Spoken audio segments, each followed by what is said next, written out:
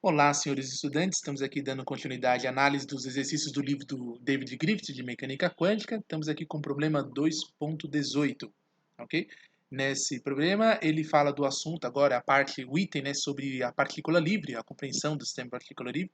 De certa forma, ao estudarmos nos exercícios anteriores, né, do 2.10 até o 2.14, o caso do poço quadrado infinito, né, enquanto a partícula ela circula no interior do poço quadrado infinito, na verdade ela se comporta como partícula livre.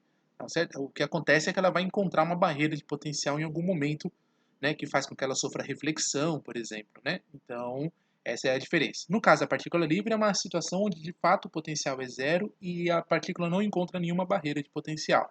Okay? É uma partícula vagando livremente no espaço. Tá? Bem, então esse problema 2.18 vai, por exemplo, abordar essa análise. Vejamos lá, ele fala aqui.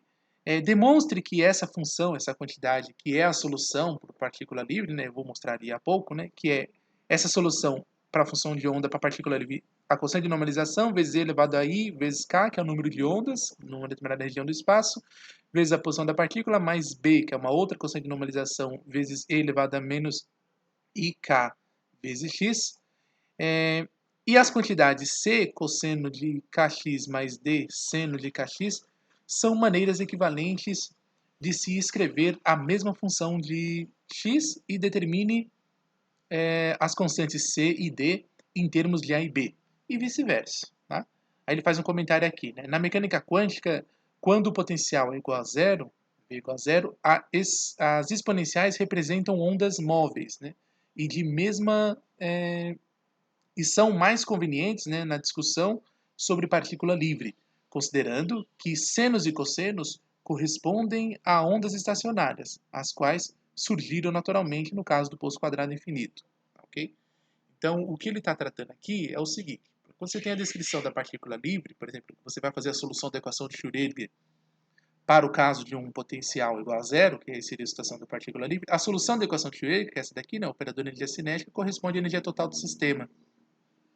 Vai revelar para a gente, né, fazendo as devidas solução da equação em si, né, você vai propor aqui como solução isolando o termo, né, escrevendo os mecanismos de resolução, né, como vocês viram na nota de aula do professor, né, a parte da nota de aula referente à partícula livre. Tem a definição dessa quantidade K, que é igual a raiz quadrada de 2 vezes a massa vezes a energia sobre H cortado. Então, essa relação aqui, né, para uma energia sempre positiva, tá ok? Para a partícula livre. E aí você tem essa devida substituição feita no cálculo. Temos como solução nesse caso, né, para essa equação de Schrödinger, que a solução para a partícula livre, que é a função de onda, vai ter essa estrutura, que é o que está apresentado ali no enunciado do problema 2.18.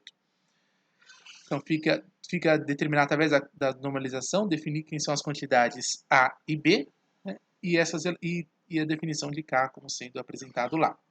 Então, a partir daí, essa é uma solução mais geral. Né? Querendo ou não, a solução para o poço quadrado infinito atende também a essa solução.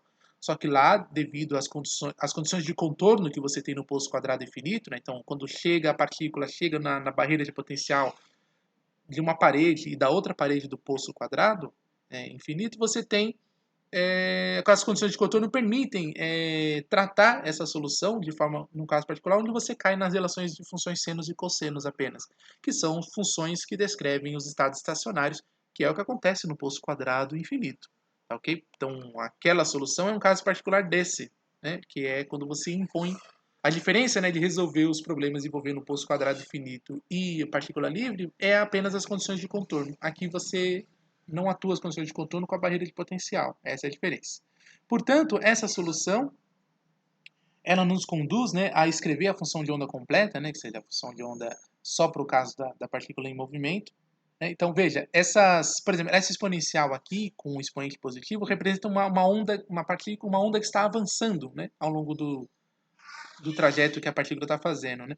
E essa e elevada a menos i kx é uma onda que está retrocedendo. Tá? Então, no caso do poço quadrado finito, de fato isso ocorria. Né? A partícula era refletida quando encontrava uma barreira de potencial e ela retornava. Ok? Então, a partícula vinha caminhando sem um potencial igual a zero, que é o caso do poço quadrado finito, mas encontrava a barreira de potencial e ela refletia. Então, a onda que seria descrita por essa exponencial negativa, por exemplo. E vice-versa, tá? É indiferente dizer qual a onda que avança e qual a onda que retrocede. bom? Isso é uma questão de referencial. Mas o importante é saber que essa solução leva uma onda num sentido e aqui é a onda no sentido oposto, ok? Bem, combinando isso para a partícula livre, né? Então nós temos lá que a função de onda completa que evolui no tempo, em função da posição e do tempo, é igual a essa expressão, tá vendo? A vezes E elevado a essa quantidade aqui, que ficaria sendo I vezes K.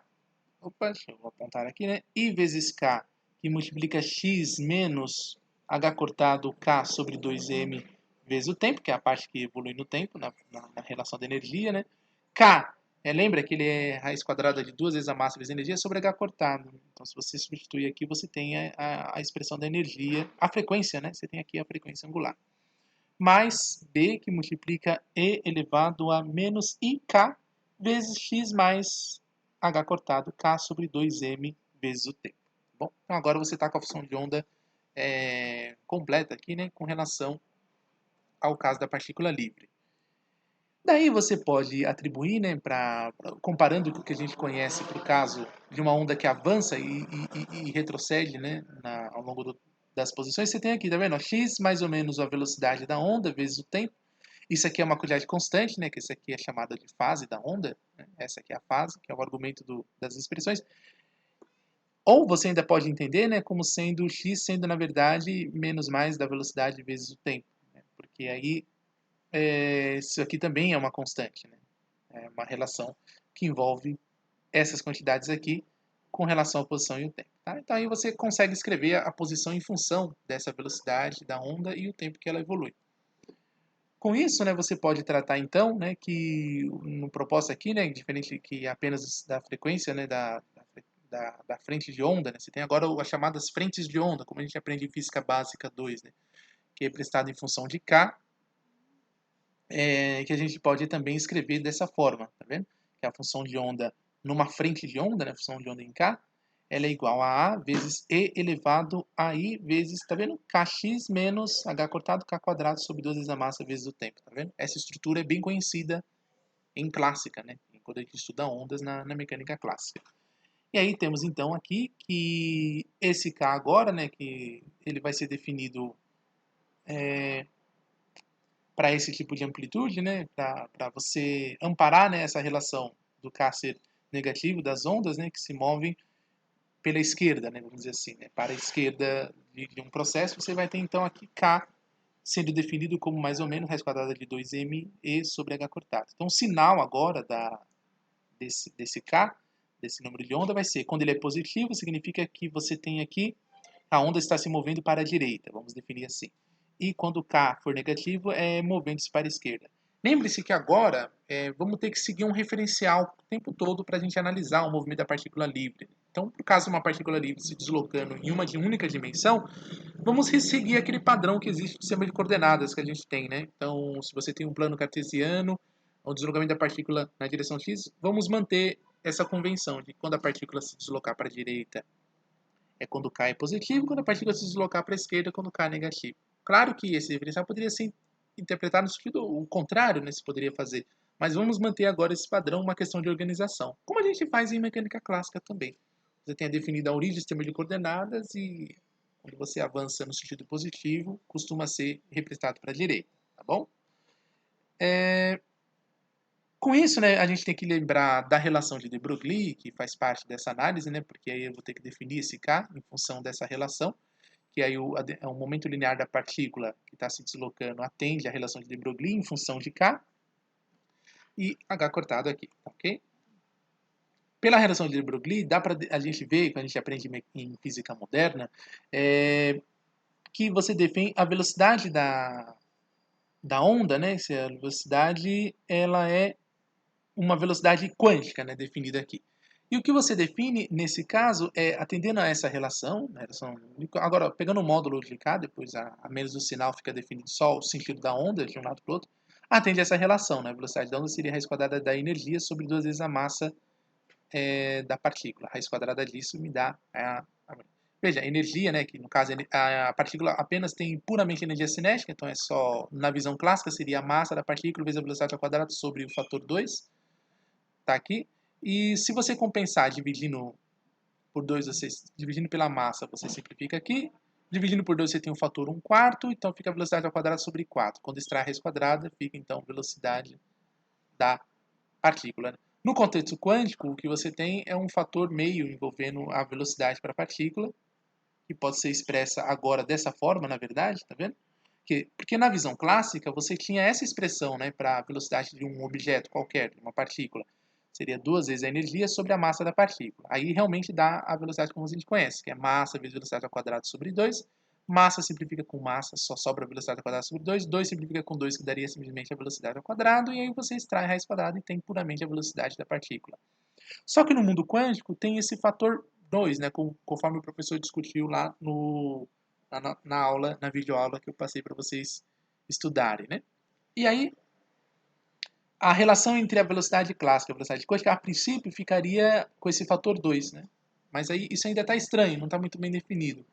Porque aí, o que vai se revelar aqui é que quando eu vou calcular, por exemplo, eu faço a normalização da função de onda com umas frentes de onda, né, o estado estacionário, que a gente tinha visto antes, aí vai atender a essa relação, revelando para a gente, né, que não tem jeito, essa função vai divergir. Nós não conseguimos convergir essa função porque vai dar infinito aqui. Então eu não consigo normalizar essa função, essa função de onda que a gente tem proposto no problema em geral. Então, aí o procedimento é pegar a função de onda em função da posição e do tempo e reescrever, fazendo, né, essa transformada, querendo ou não, né, quando você olha para essa estrutura da função, você tem aqui, na verdade, uma transformada de Fourier, né, da função de onda no espaço das configurações, que é a posição, para o espaço em função de k, tá vendo? E aí, que vai se traduzir depois como o espaço dos momentos. Né? E aí, você, com essa transformada de Fourier, é possível a gente encontrar uma função que convirja.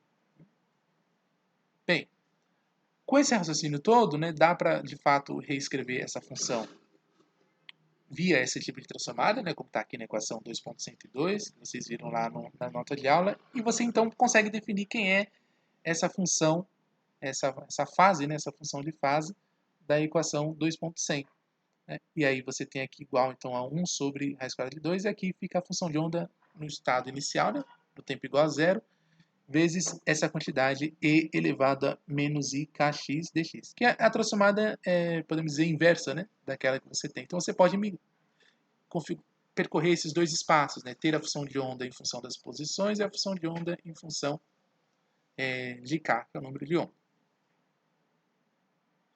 Com isso, né, a gente pode agora, de fato, resolver o problema 2.18, que é o que está tratando aqui. Então, o procedimento seria o quê, né?